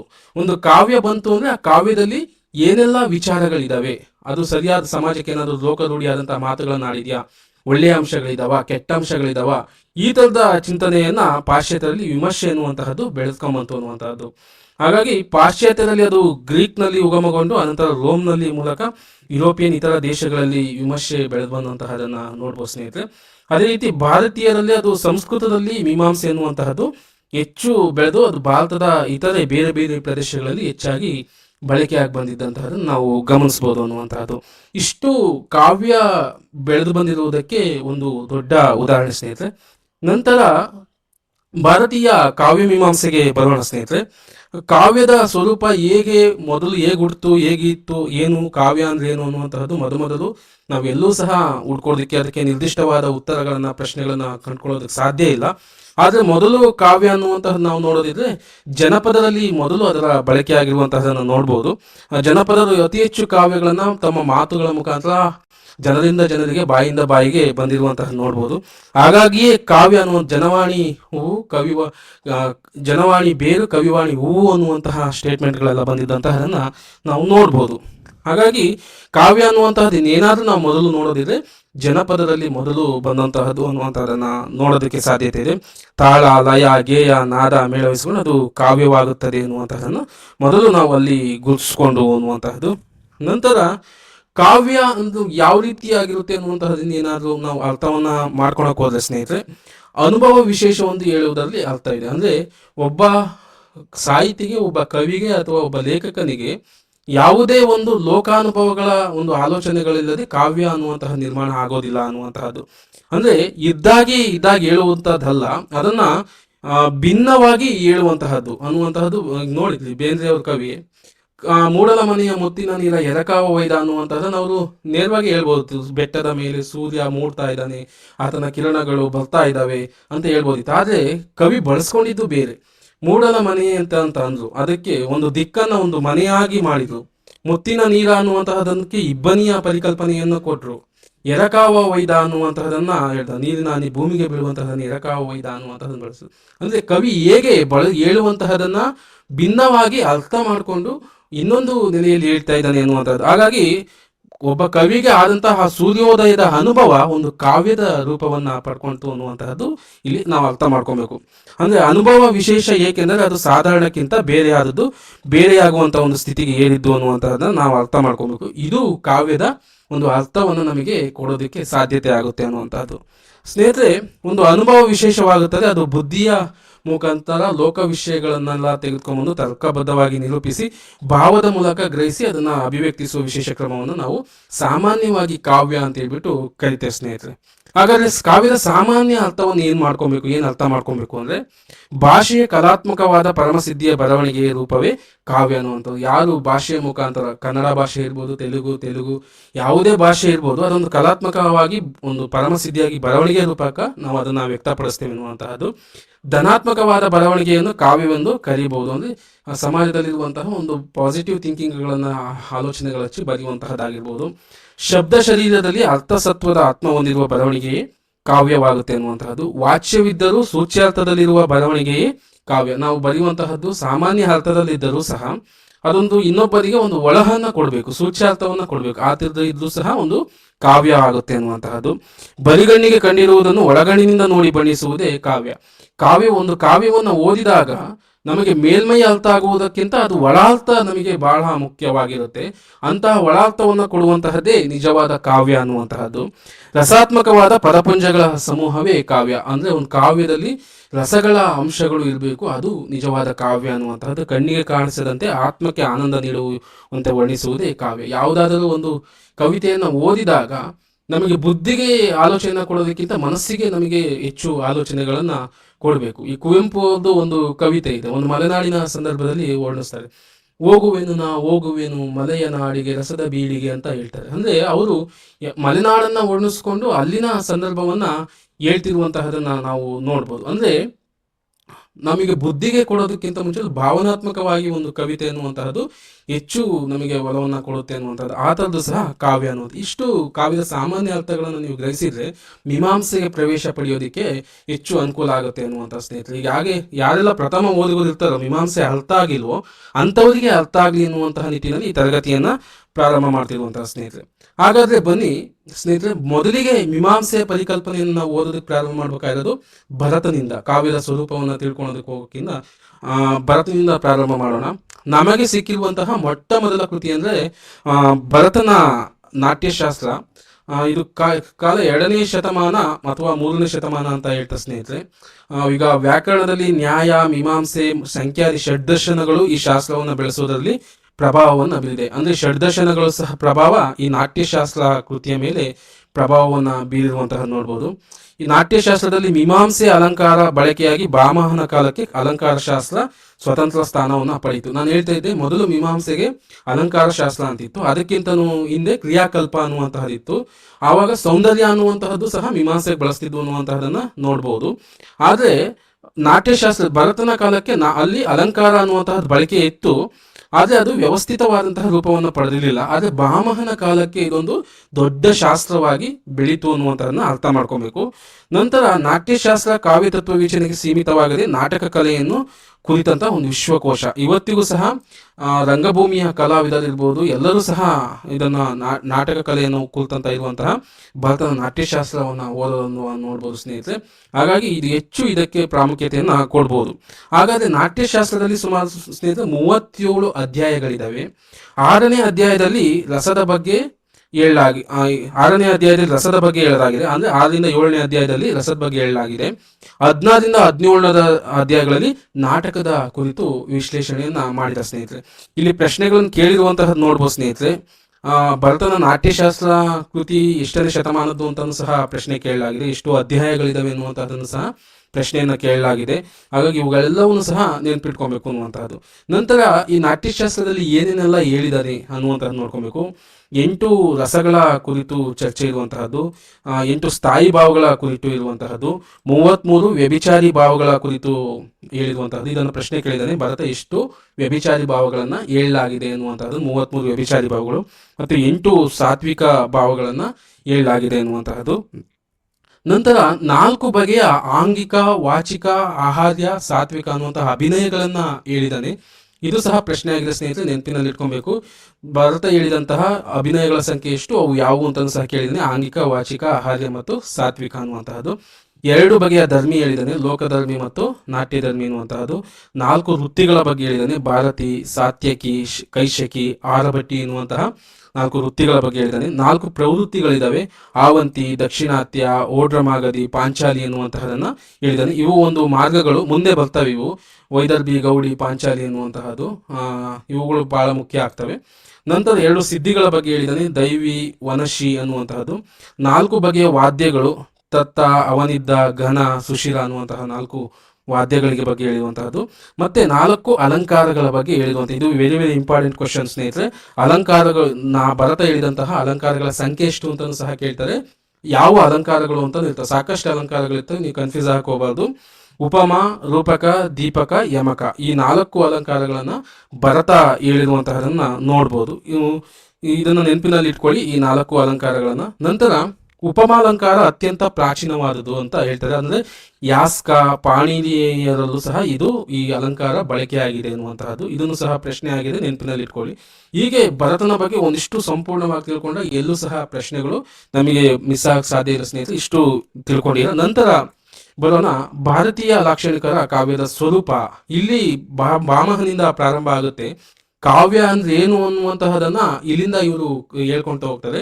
ಇಲ್ಲಿ ನಮಗೆ ಒಟ್ಟಾರೆ ಕಾವ್ಯದ ಸ್ವರೂಪದ ನಿಲುವುಗಳು ತಿಳಿಯುವಂತಹದನ್ನ ನೋಡ್ಬೋದು ಸ್ನೇಹಿತರೆ. ಹಾಗಾದ್ರೆ ಬನ್ನಿ ಪ್ರಾರಂಭ ಮಾಡೋಣ. ಮೊದಲಿಗೆ ಭಾಮಹನ ಕೃತಿ ಯಾವುದು ಅಂದ್ರೆ ಕಾವ್ಯಾಲಂಕಾರ. ಸುಮಾರು 6ರಿಂದ 7ನೇ ಶತಮಾನದ ನಡುವೆ ಈತ ಬರೀತಾನೆ. ಆವಾಗಲೇ ಹೇಳ್ತೆ, ಭರತನ ಕಾಲಕ್ಕಿದ್ದಂತಹ ಅಲಂಕಾರ ಒಂದು ಶಾಸ್ತ್ರವಾಗಿ ರೂಪ ಪಡೆದಿದೆ ಭಾಮಹನ ಕಾಲದಲ್ಲಿ ಎನ್ನುವಂತಹದನ್ನ. ಇವನ ಪ್ರಸಿದ್ಧವಾದ ಹೇಳಿಕೆ ಶಬ್ದಾರ್ಥೋ ಸಹಿತೋ ಕಾವ್ಯಂ ಗದ್ಯಂ ಪದ್ಯಂ ಚದ್ವಿಧ ಅನ್ನುವಂತಹದ್ದು. ಈ ಹೇಳಿಕೆಯನ್ನ ಸರಿಯಾಗಿ ನೆನ್ಪಿಟ್ಕೊಳ್ಳಿ ಸ್ನೇಹಿತರೆ. ಇದು ಪರೀಕ್ಷೆಯಲ್ಲಿ ಸಾಕಷ್ಟು ಬಾರಿ ಪ್ರಶ್ನೆಯನ್ನು ಕೇಳಿದ್ದಾನೆ. ಎಲ್ಲಾದ್ರೂ ಕೇಳಿದ್ರೆ ನೀವು ಸರಳವಾಗಿ ಉತ್ತರವನ್ನು ಹಾಕ್ಬೇಕಾಗುತ್ತೆ. ಮತ್ತು ಮೀಮಾಂಸೆಯಲ್ಲಿ ಈ ತರದ ಸೂತ್ರಗಳು ಅಥವಾ ವ್ಯಾಖ್ಯಾನಗಳು ಬಹಳ ಮುಖ್ಯವಾಗಿರ್ತವೆ. ಇವುಗಳನ್ನು ನೇರವಾಗಿ ಕೇಳುವಂತಹ ಸಾಧ್ಯತೆಗಳು ಇರ್ತವೆ.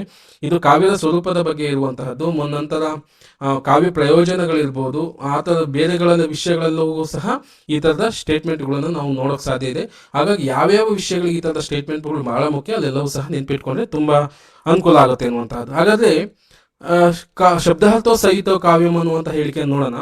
ಶಬ್ದ ಹಾಗೂ ಅರ್ಥವನ್ನು ಒಳಗೊಂಡಂತಹ ಮತ್ತು ಇದರ ಮುಖಾಂತರ ಸಹಿತವನ್ನು ಉಂಟು ಮಾಡುವುದೇ ಕಾವ್ಯ. ಶಬ್ದ ಮತ್ತು ಅರ್ಥಗಳಿಂದ ಯಾವುದು ಅರ್ಥವನ್ನು ಉಂಟು ಮಾಡುತ್ತೋ ಅದು ಕಾವ್ಯ ಅನ್ನುವಂತಹದನ್ನ ಭಾಮಹ ಕರೀತಾನೆ ಸ್ನೇಹಿತರೆ. ನಂತರ ಇನ್ನೊಂದು ಪದವನ್ನು ಬಳಸ್ತಾನೆ. ಈ ಅರ್ಥಗಳನ್ನು ಒಳಗೊಂಡು ಅಲ್ಲದೆ ಅದು ವಕ್ರೋಕ್ತಿಯುಕ್ತವಾಗಿರ್ಬೇಕು ಅನ್ನುವಂತಹದನ್ನ ಹೇಳ್ತಾನೆ. ಅಂದ್ರೆ ಶಬ್ದ ಮತ್ತು ಅರ್ಥಗಳಿಂದ ಒಳಗೊಂಡಿರ್ಬೇಕು, ಮತ್ತೆ ಅದು ವಕ್ರೋಕ್ತಿಯಿಂದ ಕೂಡಿರ್ಬೇಕು ಅನ್ನುವಂತಹದ್ದು. ನಂತರ ಇದು ಬಹಳ ಮುಖ್ಯ. ವಕ್ರೋಕ್ತಿ ಕುರಿತು ಮೊದಲು ಹೇಳಿದಂತಹ ಮೀಮಾಂಸಕಾರ ಯಾರು ಅಂತಾನು ಕೇಳ್ತಾರೆ, ಅದು ಭಾಮಹ ಅನ್ನುವಂತಹದನ್ನು ನೀವು ನೆನ್ಪಿಡ್ಕೊಬೇಕು ಅನ್ನುವಂತಹದ್ದು. ನಂತರ ರೂಪಕಾದಿ ಅಲಂಕಾರಗಳ ಸರ್ವಸ್ವವೆಂದೇ ಹೇಳಿ ವಕ್ರೋಕ್ತಿ ಇಲ್ಲದೆ ಕಾವ್ಯವಾಗಲಾರದು ಎಂತಾನೆ. ಅಂದ್ರೆ ವಕ್ರೋಕ್ತಿ ಬಹಳ ಮುಖ್ಯ ಒಂದು ಕಾವ್ಯ ರಚನೆ ಮಾಡೋದಕ್ಕೆ. ಆ ಕಾವ್ಯದಲ್ಲಿ ವಕ್ರೋಕ್ತಿ ಅನ್ನುವಂತಹದ್ದು ಇರಬೇಕು ಅನ್ನುವಂಥದ್ದು. ಹಾಗಾದ್ರೆ ವಕ್ರೋಕ್ತಿ ಎಂದರೆ ಏನು ಅನ್ನುವಂತಹದ್ದು. ಕೊಂಕು ಎಂದ ಅರ್ಥ ಅನ್ನುವಂತಹ ನಾವು ಸಾಮಾನ್ಯ ಅರ್ಥದಲ್ಲಿ ಅರ್ಥ ಮಾಡ್ಕೊಬಹುದು ಸ್ನೇಹಿತರೆ. ಅಂದ್ರೆ ಇದ್ದದ್ದನ್ನ ನಾವು ನೇರವಾಗಿ ಹೇಳುವುದಕ್ಕಿಂತಲೂ ಒಂದು ಇನ್ನೊಂದು ಭಿನ್ನತೆಯಿಂದ ಹೇಳುವಂತಹದ್ದು, ಅರ್ಥೈಸಲು ಇನ್ನೊಂದು ರೀತಿಯಲ್ಲಿ ಹೇಳುವಂತಹದ್ದು. ಕಾವ್ಯಕ್ಕೆ ಅದನ್ನ ಅಲಂಕಾರಗಳನ್ನ ಬಳಸ್ಕೊಂಡು ನಾವು ಕೊಂಕನ್ನ ಬಳಸ್ಕೊಳ್ಳುವಂತಹದ್ದು, ಅದು ವಕ್ರೋಕ್ತಿ ಎನ್ನುವಂತಹದನ್ನ. ವಕ್ರೋಕ್ತಿ ಕುರಿತಂತೆ ಒಂದು ಸಿದ್ಧಾಂತವನ್ನ ಮಂಡಿಸುವಂತಹ ಮೀಮಾಂಸಕಾರ ಬರ್ತಾನೆ ಮುಂದೆ ಕುಂತಕ. ಅಲ್ಲಿ ಇದರ ಬಗ್ಗೆ ಇನ್ನೂ ಸ್ಪಷ್ಟವಾದ ಅರ್ಥವನ್ನು ಮಾಡ್ಕೊಳ್ಳೋಣ. ಆದ್ರೆ ಭಾಮಹ ಇಲ್ಲಿ ಕೊಂಕು ಎತ್ತ ಪಸನುಡಿ ಎನ್ನುವಂತಹದ್ದು ಸಹ ಇರುವ ಕವಿಗಳು ಸಹ ಹೇಳುವಂತಹದನ್ನ ನಾವು ನೋಡ್ಬೋದು. ಆದ್ರೆ ಇಲ್ಲಿ ವಕ್ರೋಕ್ತಿ ಕುರಿತು ಇರಬೇಕು ಅಂತ ಮೊದಲು ಹೇಳಿದಂಥವನ್ನೇ ಭಾಮಹ ಆಗ್ತಾನೆ ಎನ್ನುವಂತಹದ್ದು. ಹೀಗೆ ಪರಮಾನಂದವನ್ನು ಉಂಟು ಮಾಡುವುದೇ ಕಾವ್ಯ ಅನ್ನುವಂತಹದನ್ನ ನೋಡ್ಬೋದು. ನಂತರ ರೂಪಕಾದಿ ಅಲಂಕಾರಗಳು ಕಾವ್ಯಕ್ಕೆ ಬಹಳ ಮುಖ್ಯ. ಅಂದ್ರೆ ರೂಪಕಾಲಂಕಾರ ಅನ್ನುವಂತಹದ್ದು ಕಾವ್ಯಕ್ಕೆ ಬಹಳ ಮುಖ್ಯ ಅಂತ ಹೇಳ್ತಾನೆ. ಇನ್ನೊಂದು ಹೇಳ್ತಾನೆ, ನಾಕಾಂತಮಪಿ ನಿರ್ಭೂಷಂ ವಿಭತಿ ವನಿತಾ ಮುಖಂ ಅನ್ನುವಂತಹದ್ದು.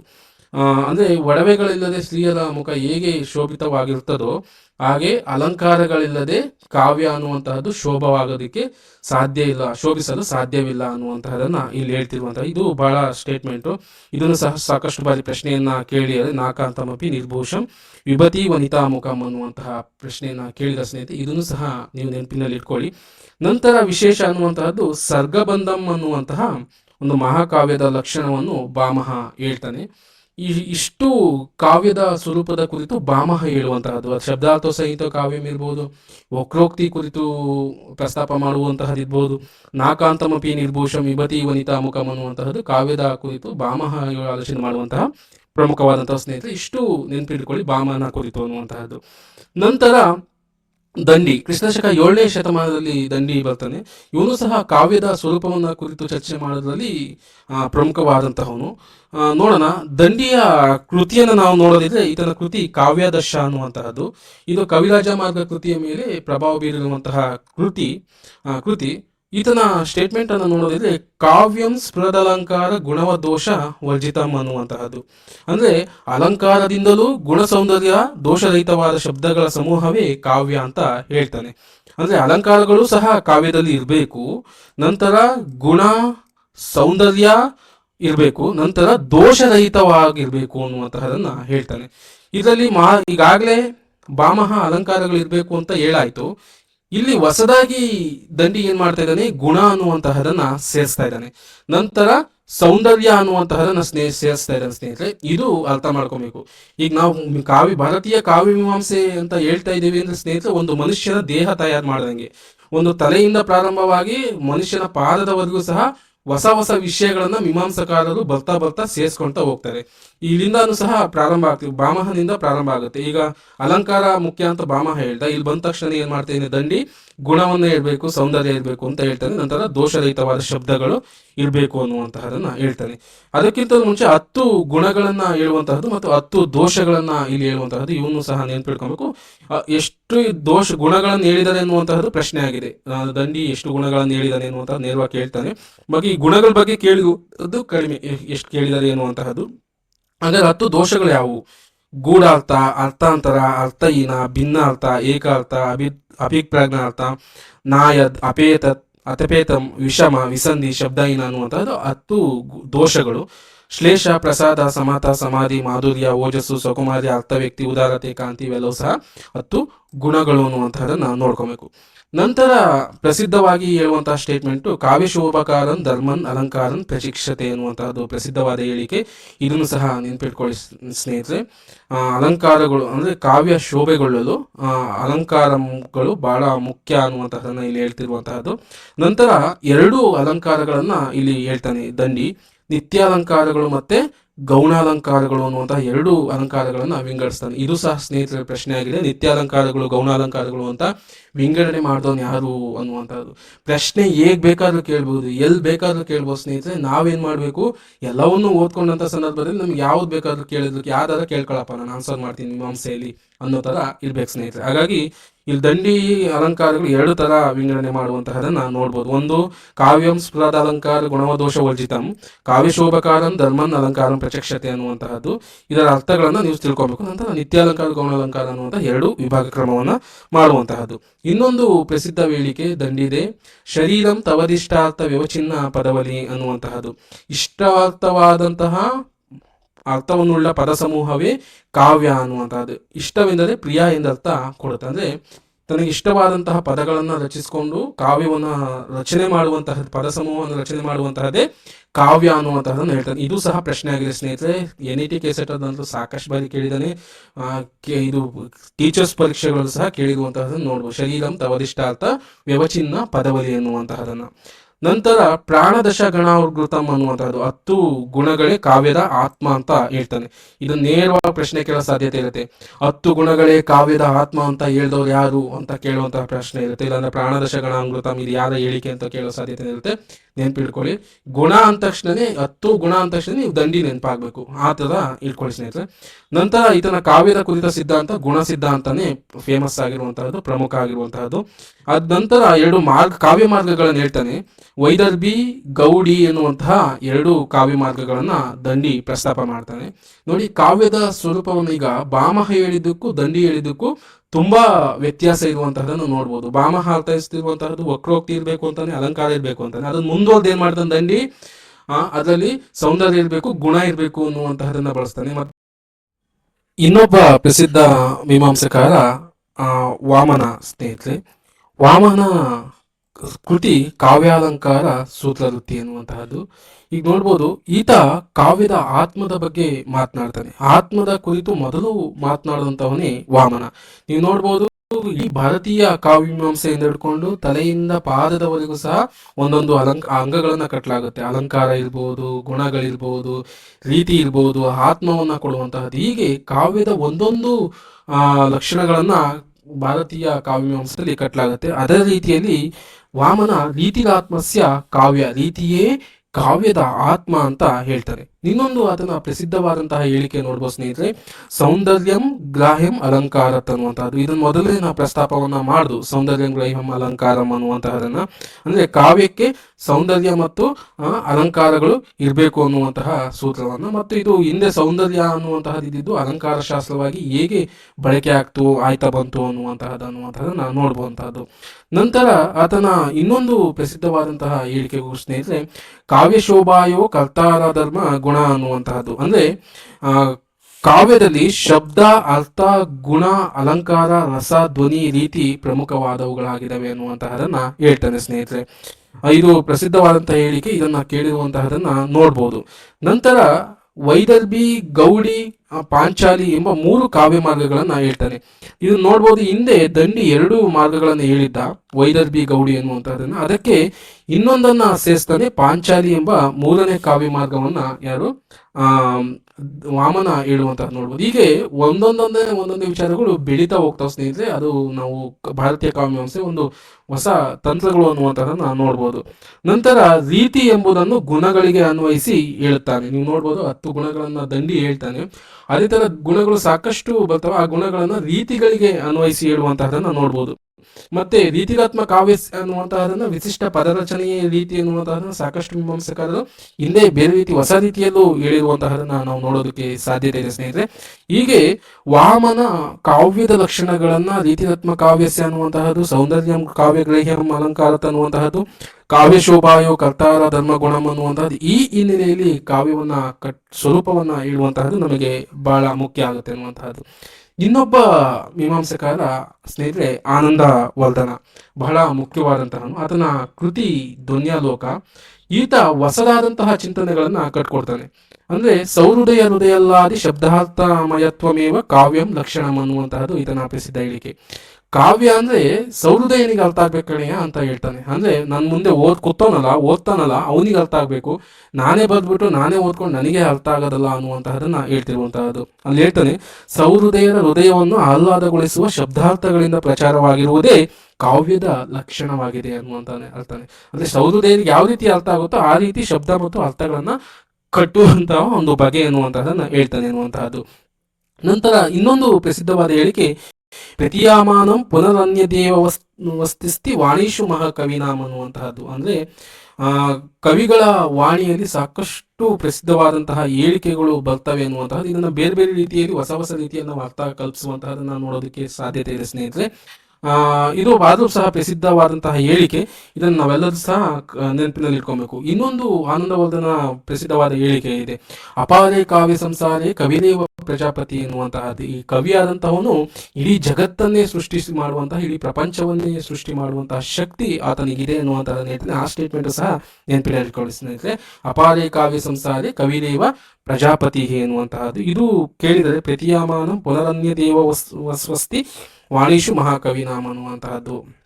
ನಂತರ ಇದೆಲ್ಲದರ ನಂತರ ಆತನ ಸಿದ್ಧಾಂತ ಅಂತ ಚಿಂತನೆ ಯಾವ್ದಪ್ಪ ಅಂದ್ರೆ ಕಾವ್ಯಸಾತ್ಮ ಧ್ವನಿ ಎನ್ನುವಂತಹದ್ದು. ಕಾವ್ಯ ಅಂದ್ರೆ ಧ್ವನಿ ಇರಬೇಕು ಅನ್ನುವಂತಹದನ್ನ ಹೇಳ್ತಾನೆ. ಧ್ವನಿ ಸಿದ್ಧಾಂತ, ಧ್ವನಿ ಪ್ರಭೇದ ಬರುವಾಗ ಸಾಕಷ್ಟು ಅರ್ಥದ ಹಿನ್ನೆಲೆಯಲ್ಲಿ ತಿಳ್ಕೊಳ್ಳೋಣ ಸ್ನೇಹಿತರೆ. ಆದ್ರೆ ಕಾವ್ಯ ಅಂದ್ರೆ ಅದಕ್ಕೊಂದು ಧ್ವನಿ ಇರಬೇಕು ಅನ್ನುವಂತಹ ಚಿಂತನೆಯನ್ನ ಮಂಡಿಸ್ತವನು ಆನಂದವರ್ಧನನಾಗಿದ್ದ ಸ್ನೇಹಿತರೆ. ಕಾವ್ಯದ ಧ್ವನಿ ಪ್ರಭೇದಗಳನ್ನು ನೀವು ಸಾಕಷ್ಟು ಇನ್ನೂ ಬೇರೆ ಬೇರೆ ಅರ್ಥಗಳಲ್ಲಿ ತಿಳ್ಕೊಳ್ಳೋಕೆ ಸಾಧ್ಯತೆ ಇದೆ. ಧ್ವನಿ ಪ್ರಭೇದಗಳು ಸಾಕಷ್ಟು ಬರ್ತವೆ, ಅವುಗಳನ್ನು ಒಮ್ಮೆ ತಿಳ್ಕೊಳ್ಳೋಣ. ನಂತರ ರೀತಿ ಮತ್ತು ಮಾರ್ಗ ಎಂದು ಕರೆದಿದ್ದನ್ನು ಸಂಘಟನೆ ಎಂದು ಕರೀತಾನೆ. ಯಾರು? ಆನಂದವರ್ಧನ. ನೀವು ನೋಡ್ಬೋದು, ರೀತಿ ಅನ್ನುವಂತಹದ್ದು ವಾಮನ ಕರೀತಾನೆ, ಮಾರ್ಗ ಅನ್ನುವಂತಹದ್ದು ದಂಡಿ ಅಲ್ಲಿ ಮೊದಲು ಬಳಸ್ತಾನೆ, ಅದಕ್ಕೆ ಇನ್ನೊಂದು ಸೇರಿಸ್ತಾನೆ ಸಂಘಟನೆ ಅಂತ ಹೇಳ್ಬಿಟ್ಟು. ಇದು ಹೊಸದಂತ ವಿಚಾರ, ಇದನ್ನು ಸಹ ನೆನ್ಪಿಟ್ಕೊಳ್ಳಿ ಸ್ನೇಹಿತರೆ. ನಂತರ ಕಾವ್ಯದಲ್ಲಿ ವಾಚ್ಯಾರ್ಥ, ಲಕ್ಷ್ಯಾರ್ಥ, ವ್ಯಂಗ್ಯಾರ್ಥಗಳನ್ನ ಹುಡುಕುವಂತಹ ಪ್ರಯತ್ನ ಅನ್ನುವಂತಹದ್ದು. 3 ವಿಧವಾಗಿ ನಾವು ಕಾವ್ಯಗಳನ್ನ ಬರೆಯೋದಕ್ಕೆ, ಅರ್ಥೈಸ್ಕೊಳ್ಳೋದಕ್ಕೆ ಸಾಧ್ಯತೆ ಅನ್ನುವಂಥ. ಇದು ಧ್ವನಿಯಲ್ಲಿ ಬರುವಂತಹದನ್ನು ನಾವು ಹೆಚ್ಚಾಗಿ ನೋಡ್ತೇವೆ. ಆದ್ರೂ ಸಹ ಕಾವ್ಯದಲ್ಲಿ ಹೊಸ ಆಲೋಚನೆಗಳನ್ನ ಈತ ಧ್ವನಿ ಸಿದ್ಧಾಂತದ ಮುಖಾಂತರ ಇವುಗಳನ್ನ ಸ್ಥಾಪನೆಯನ್ನ ಮಾಡ್ತಾನೆ ಸ್ನೇಹಿತರೆ. ನೋಡಿ, ಆನಂದವರ್ಧನ ವಿಚಾರಗಳು, ಆಲೋಚನೆಗಳು ಹೊಸ ರೀತಿಯಾದಂತಹ ಪರಿಕಲ್ಪನೆಗಳನ್ನು ನಮಗೆ ಕಟ್ಕೊಡ್ತವೆ. ಹೃದಯ ಅಲ್ಲಾದಿ ಎನ್ನುವಂತಹದ್ದು.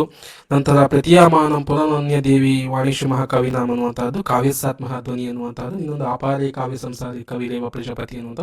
ಹೀಗೆ ಒಬ್ಬೊಬ್ಬ ಮೀಮಾಂಸಕಾರರನ್ನು ಹೊಸ ದೃಷ್ಟಿಕೋನಗಳಿಗೆ ಹಚ್ಚಿ ನಾವು ಈ ರೀತಿಯಾದಂತಹ ಅರ್ಥ ಮಾಡ್ಕೊಳ್ಳುವಂತಹ ಪ್ರಯತ್ನವನ್ನ ಮಾಡ್ಬೇಕು ಸ್ನೇಹಿತರೆ. ಹೀಗಾಗಿ ಆನಂದವರ್ಧನ ಈ ಹಿನ್ನೆಲೆಯಲ್ಲಿ ನಮಗೆ ಪ್ರಮುಖನಾಗುವಂತಹದನ್ನು ನಾವು ನೋಡ್ಬೋದು ಅನ್ನುವಂಥದ್ದು.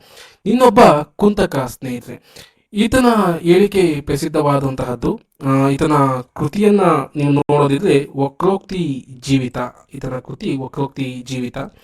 ಈತನ ಹೇಳಿಕೆ ಶಬ್ದಾರ್ಥೋ ಸಹಿತೋ ವಕ್ರಕವಿ ವ್ಯಾಪಾರ ಶಾಲಿನಿ ಬಂದೇ ವ್ಯವಸ್ಥಿತೋ ಕಾವ್ಯಂ ತದ್ವಿಲ್ಲಾದ ಕಾರಿಣಿ ಎನ್ನುವಂತಹದ್ದು. ವಕ್ರೋಕ್ತಿ ಜೀವಿತದಲ್ಲಿ ಈ ಸ್ಟೇಟ್ಮೆಂಟ್ ಅನ್ನ ಹೇಳ್ತಾನೆ.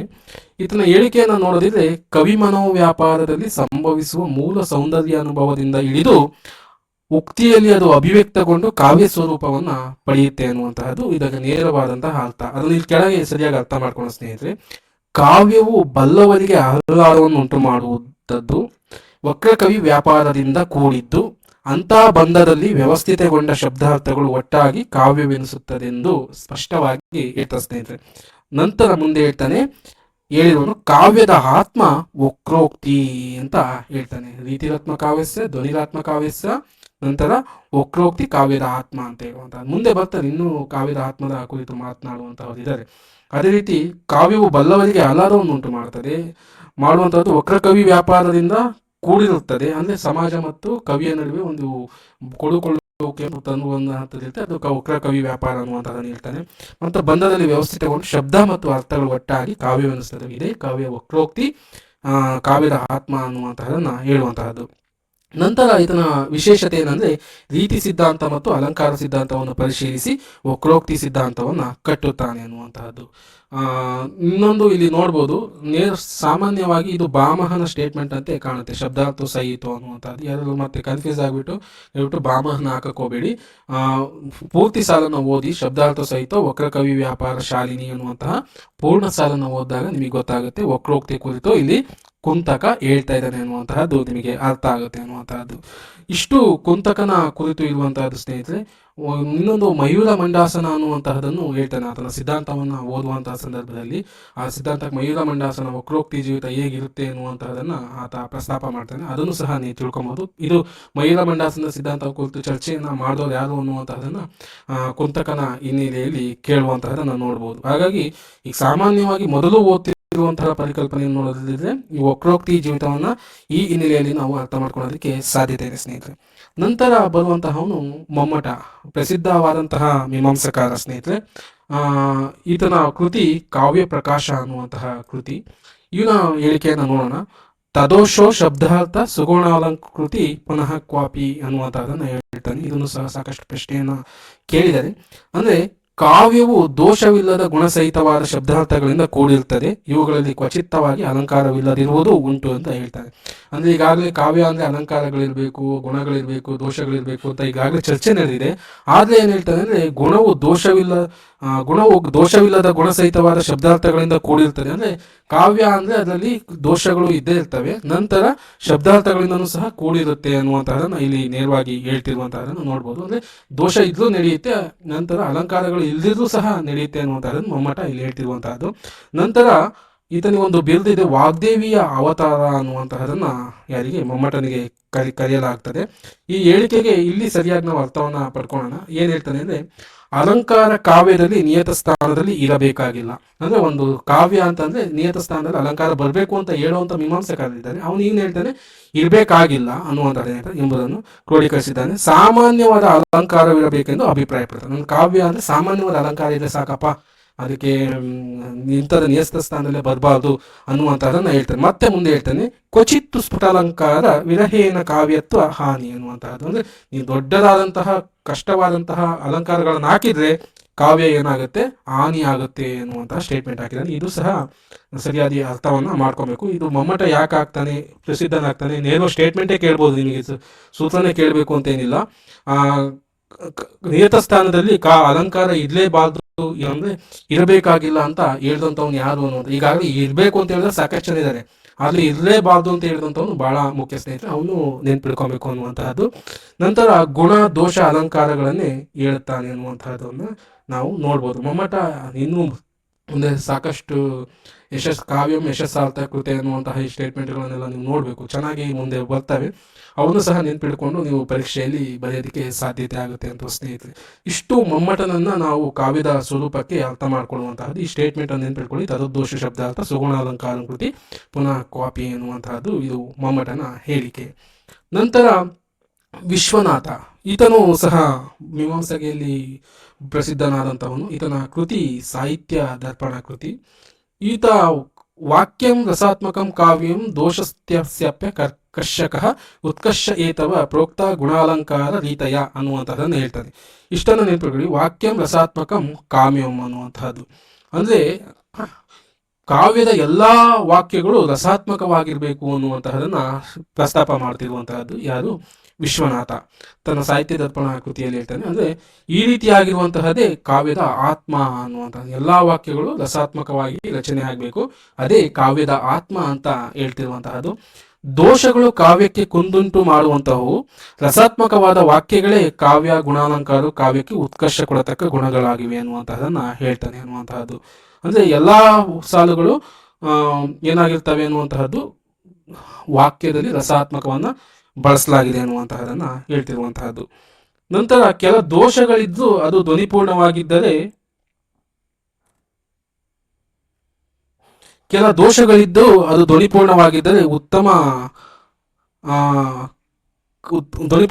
ಉತ್ತಮ ಕಾವ್ಯವೆನಿಸುವುದೆಂದು ಹೊಸ ವಿಚಾರ ಮಂಡಿಸ್ತಾನೆ. ಅಂದ್ರೆ ಒಂದು ಕಾವ್ಯದಲ್ಲಿ ಸಾಕಷ್ಟು ದೋಷಗಳಿರ್ತವೆ, ಆ ದೋಷಗಳಿದ್ದರೂ ಸಹ ಅದು ಧ್ವನಿಪೂರ್ಣವಾಗಿದ್ದರೆ ಉತ್ತಮ ಕಾವ್ಯವೆನಿಸುತ್ತದೆ ಎನ್ನುವಂತಹದನ್ನ ಹೇಳ್ತಾನೆ. ಅಂದ್ರೆ ಅದರಲ್ಲಿ ರಸಾತ್ಮಕವಾದಂತಹ ವಿಚಾರಗಳಿರ್ಬೇಕು, ಮತ್ತೆ ಅಂತಹದ್ರಲ್ಲಿ ದೋಷಗಳಿದ್ರೆ ಏನಾಗುತ್ತೆ, ಉತ್ತಮ ಕಾವ್ಯವೆನಿಸುತ್ತೆ ಅನ್ನುವಂತಹದನ್ನ ಹೇಳ್ತಾನೆ. ಅಂದ್ರೆ ಈತನ ನಿಲುವು ಅಷ್ಟು ವಿಚಾರ ಎಲ್ಲಿದೆ, ವಾಕ್ಯಂ ರಸಾತ್ಮಕಂ ಕಾವ್ಯಂ ಅನ್ನುವಂತಹ ನಿಲುವಿಗೆ ಆತ ಹೋಗ್ಬಿಡ್ತಾನೆ.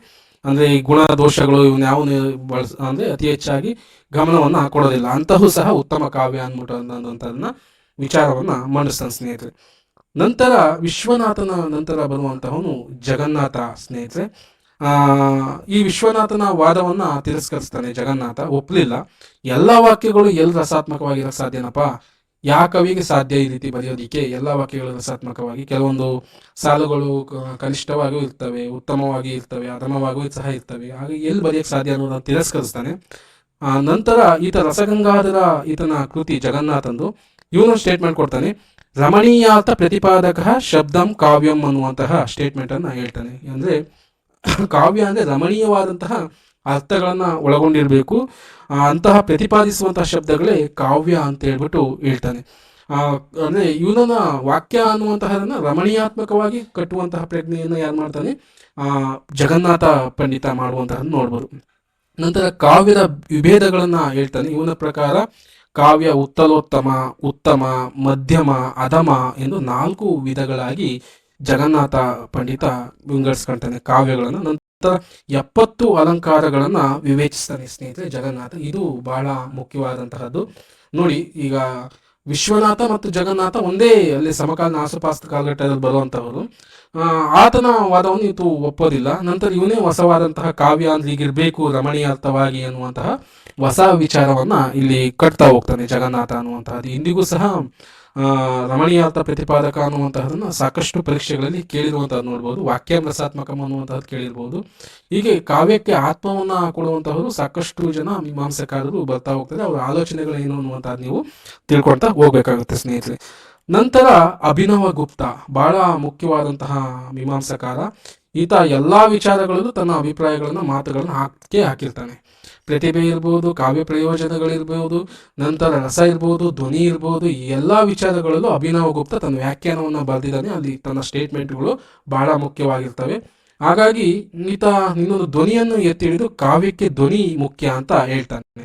ವ್ಯಾಖ್ಯಾನವನ್ನ ಬರೆದಿರೋದ್ರಲ್ಲಿ ಅಭಿನವ ಗುಪ್ತ ತುಂಬಾ ಫೇಮಸ್ಸು. ಆತನ ಹೇಳಿಕೆಯನ್ನು ನೋಡೋಣ. ಧ್ವನಿಕೇವ ಪ್ರಧಾನನ್ಯೇನ ಕಾವ್ಯಮಿತಿ ಸ್ಥಿತಂ ಅನ್ನುವಂತಹದ್ದು ಆತನ ಪ್ರಸಿದ್ಧವಾದಂತಹ ಹೇಳಿಕೆ. ಧ್ವನಿಕೇವ ಪ್ರಧಾನನ್ಯೇನ ಕಾವ್ಯಮಿತಿ ಸ್ಥಿತಂ ಅನ್ನುವಂತಹ ಪ್ರಸಿದ್ಧವಾದಂತಹ ಹೇಳಿಕೆ. ಆತ 2 ವ್ಯಾಖ್ಯಾನ ಗ್ರಂಥವನ್ನು ನೋಡೋದಿದೆ. ಧ್ವನ್ಯಾಲೋಚನ ಅನ್ನುವಂತಹದ್ದು ಆತನ ಕೃತಿ. ಧ್ವನ್ಯಾಲೋಕ, ಧ್ವನ್ಯಾಲೋಚನ ಬೇರೆ. ಧ್ವನ್ಯಾಲೋಕ ಆನಂದವರ್ಧನ, ಧ್ವನ್ಯಾಲೋಚನ ಅಭಿನವ ಗುಪ್ತ. ಅಂದ್ರೆ ಧ್ವನ್ಯಾಲೋಕ ಕೃತಿಗೆ ಈತನ ವ್ಯಾಖ್ಯಾನ ಕೃತಿ. ಇನ್ನೊಂದು ಅಭಿನವ ಭಾರತಿ, ರಸದ ಕುರಿತು ಮಾಡಿರುವಂತಹ ವ್ಯಾಖ್ಯಾನವನ್ನ ಬರೆದಿರುವಂತಹದ್ದು. ಇವೆರಡೂ ಬಹಳ ಮುಖ್ಯವಾದಂತಹ ಕೃತಿ ಅಭಿನವ ಗುಪ್ತನ ಕೃತಿ ಎನ್ನುವಂತಹದ್ದು. ಈತನಿಗೆ ವಿಭೂತಿ ಪುರುಷ ಅಂತ ಕರೆಯಲಾಗುತ್ತೆ. ನಂತರ ಅಭಿನವ ಗುಪ್ತ ಪಾದಾಚಾರ್ಯ ಅನ್ನುವಂತಹ ಬಿರುದುಗಳು ಅಭಿನವ ಗುಪ್ತನಿಗೆ ಇರುವಂತಹದನ್ನು ನೋಡ್ಬೋದು. ಹೀಗೆ ಅಭಿನವ ಗುಪ್ತ ಮುಂದೆ ರಸತತ್ವ ವಿವೇಚನೆಯಲ್ಲೂ ಸಾಕಷ್ಟು ಆತನ ವಿಚಾರಗಳನ್ನು ನೋಡ್ಬೋದು. ಧ್ವನಿ ಚಿಂತನೆಗಳಲ್ಲೂ ಸಹ ಸಾಕಷ್ಟು ವಿಚಾರಗಳನ್ನ ನಾವು ನೋಡೋದಕ್ಕೆ ಸಾಧ್ಯತೆ ಇದೆ ಸ್ನೇಹಿತರೆ. ಹಾಗಾಗಿ ಎಲ್ಲಾ ವಿಚಾರಗಳಲ್ಲೂ ಅಭಿನವ ಗುಪ್ತನ ಬಗ್ಗೆ ನಾವು ಪ್ರಮುಖವಾಗಿ ಆತನ ಸ್ಟೇಟ್ಮೆಂಟ್ಗಳನ್ನು ನೆನಪಿಟ್ಕೊಬೇಕು. ರಸ ಸಿದ್ಧಾಂತದಲ್ಲಿ ಹೃದಯ ಸಂವಾದ ಅನ್ನುವಂತಹ ಆಲೋಚನೆಗಳನ್ನು ಕಟ್ಕೊಡ್ತಾನೆ. ಮತ್ತೆ ಮೇಲಕ್ಕೇರುತ್ತಾ ಅರ್ಥತತ್ವವನ್ನು ಇದುಕೋ, ಬಳಲಿಕೆ ಎನ್ನರಿಯದೆ, ಬುದ್ಧಿ ಕಾಣಿತದೆ, ಮೊದಲ ಸೂರಿಗಳು ನಿರ್ಮಿಸಿದ ಸುವಿಚಾರ ಸೋಪಾನಿ ಸರಣಿಗಳನ್ನು ಅನ್ನುವಂತಹದನ್ನ ಒಂದು ಸಂಶೋಧನಾತ್ಮಕ ನೆಲೆಯಲ್ಲಿ ಈತನ ಸ್ಟೇಟ್ಮೆಂಟ್ಗಳನ್ನು ನಾವು ನೋಡೋದಕ್ಕೆ ಸಾಧ್ಯತೆ ಇದೆ, ಅಭಿನವ್ ಗುಪ್ತನದು. ನಂತರ ಬರುವಂತಹನು ರುಯ್ಯಕ ಸ್ನೇಹಿತರೆ.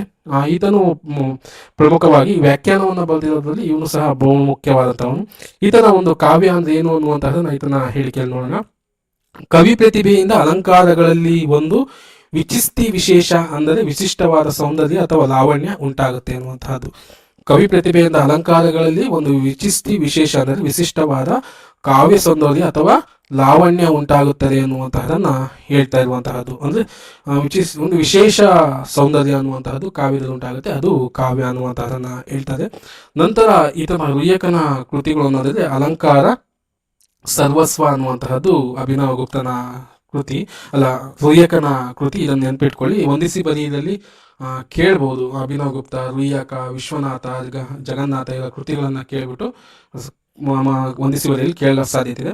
ಒಟ್ಟು 75 ಅಲಂಕಾರಗಳನ್ನ ಚರ್ಚಿಸಿದ ಸ್ನೇಹಿತರೆ. ಒಟ್ಟು ಅಲಂಕಾರಗಳು ಕಾಲದಿಂದ ಕಾಲಘಟ್ಟಕ್ಕೆ ಪರಿಷ್ಕೃತ ಆಗ್ತಾ 115ಕ್ಕೇನೋ ಏರ್ತವೆ. ತಿರುಮಲಾದಿಯ ಕನ್ನಡದಲ್ಲಿರುವಂತಹ ತಿರುಮಲಾದಿನವರೆಗೂ ಅಲಂಕಾರಗಳ ಚರ್ಚೆಗಳು ಆಗ್ತಾ ಹೋಗ್ತವೆ.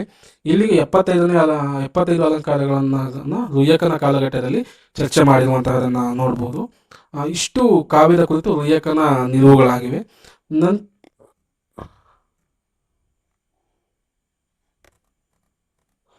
ನಂತರ ಅಗ್ನಿ ಪುರಾಣದಲ್ಲಿ ಬರುವಂತಹದ್ದು. ಅಗ್ನಿ ಪುರಾಣದಲ್ಲಿ ಒಂದಿಷ್ಟು ಕಾವ್ಯದ ಮಾತುಗಳನ್ನು ಹೇಳಲಾಗಿದೆ.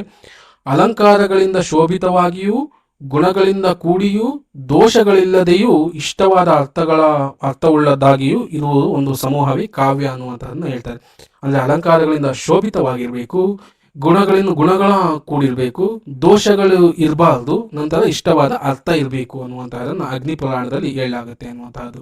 ಈಗ ನೋಡ್ಬೋದು, ಕಾವ್ಯ ಅನ್ನುವಂತಹದನ್ನ ಭಾಮಹದ ಶಬ್ದಾರ್ಥೋ ಸಹಿತ ಕಾವ್ಯಮಿಂದ ಹಿಡ್ಕೊಂಡು ಆತ್ಮವನ್ನ ಕೊಟ್ಟು ಅಲ್ಲಿ ಗುಣಗಳನ್ನ ಕೊಟ್ಟು ರೀತಿಯಿಂದ ಕೊಟ್ಟು ಇಲ್ಲಿ ಅಗ್ನಿ ಪುರಾಣದಲ್ಲಿ ಬರುವಂತಹ ಇಷ್ಟೆಲ್ಲ ಅಂಶಗಳು ಇರಬೇಕು ಅನ್ನುವಂತಹದ್ದು ಕುರಿತು ಕಾವ್ಯ ಈಗಿರ್ಬೇಕು ಅನ್ನುವಂತಹದನ್ನ ಹೇಳ್ತಾರೆ. ಇದೇ ಸ್ನೇಹಿತರೆ ಕಾವ್ಯದ ಸ್ವರೂಪ ಅನ್ನುವಂತಹದ್ದು. ಅಂದ್ರೆ ಅಗ್ನಿ ಪುರಾಣದಲ್ಲೂ ಕಾವ್ಯದ ಸ್ವರೂಪ ಕುರಿತು ಈ ರೀತಿಯಾಗಿ ಹೇಳಲಾಗಿದೆ ಅನ್ನುವಂತಹದನ್ನ ನಾವು ನೋಡ್ಕೊಬಹುದು. ಇಷ್ಟು ಕಾವ್ಯದ ಸ್ವರೂಪದ ಕುರಿತು ನೀವು ಪ್ರತಿಯೊಬ್ಬ ಮೀಮಾಂಸಕಾರನ ಆತನ ಸೂತ್ರಗಳಿರ್ಬೋದು, ಆತ ಹೇಳುವಂತಹ ವಿಚಾರಗಳ ಹಿನ್ನೆಲೆಯಲ್ಲಿ ಅರ್ಥ ಮಾಡ್ಕೊಂಡಾಗ ಕಾವ್ಯ ಅರ್ಥ ಆಗ್ತವೆ. ರೀತಿರಾತ್ಮ ಕಾವ್ಯಸ, ಧ್ವನಿರಾತ್ಮ ಕಾವ್ಯಸ, ವಕ್ರೋಕ್ತಿಯೇ ಕಾವ್ಯದ ಆತ್ಮ, ವಾಕ್ಯಂ ರಸಾತ್ಮಕಂ ಕಾವ್ಯಂ, ಮತ್ತೆ ರಮಣೀಯಾರ್ಥ ಪ್ರತಿಪಾದಕ ಕಾವ್ಯಂ ಅನ್ನುವಂತಹದ್ದು. ಹೀಗೆ ಕಾವ್ಯದ ಎಲ್ಲ ಅರ್ಥಗಳನ್ನು ತಿಳ್ಕೊಂಡಾಗ ನಿಮಗೆ ಇನ್ನೂ ಸ್ಪಷ್ಟವಾದ ಅರ್ಥಗಳು ಒಳಿತಾ ಹೋಗ್ತವೆ ಅನ್ನುವಂತಹದ್ದು. ಸ್ನೇಹಿತರೆ, ಕಾವ್ಯದ ಲಕ್ಷಣಗಳನ್ನ ನೋಡೋಣ. ನೀವು ಇಲ್ಲಿವರೆಗೂ ಓದಿರುವಂತಹ ತಿಳ್ಕೊಂಡಂತಹ ಕಾವ್ಯದ ಸ್ವರೂಪಗಳಿಗೆ ಇದು ಒಂದು ಸರಿಯಾದ ಅರ್ಥವನ್ನ ಕೊಡುತ್ತೆ ಅನ್ನುವಂತಹದ್ದು. ಕಾವ್ಯ ಒಂದು ಕಲೆ ಆಗಿದೆ ಅನ್ನುವಂತಹದ್ದು. ಕಾವ್ಯ ಯಾವತ್ತು ಸೃಜನಾತ್ಮಕವಾಗಿ ಹೊಸ ಆಲೋಚನೆಗಳನ್ನು ಒಂದು ಕಟ್ಟುವಂತಹ ಒಂದು ಬಗೆಯಾಗಿದೆ ಸ್ನೇಹಿತರೆ. ಕಾವ್ಯ ಒಂದು ಕಲೆಯಾಗೂ ಸಹ ಕಾಣುತ್ತೆ. ಕಾವ್ಯ ಕವಿಗೆ ಒದಗುವ ಲೋಕಾನುಭವ ಜನ್ಯವಾದ ಒಂದು ಅನುಭವ ವಿಶೇಷ.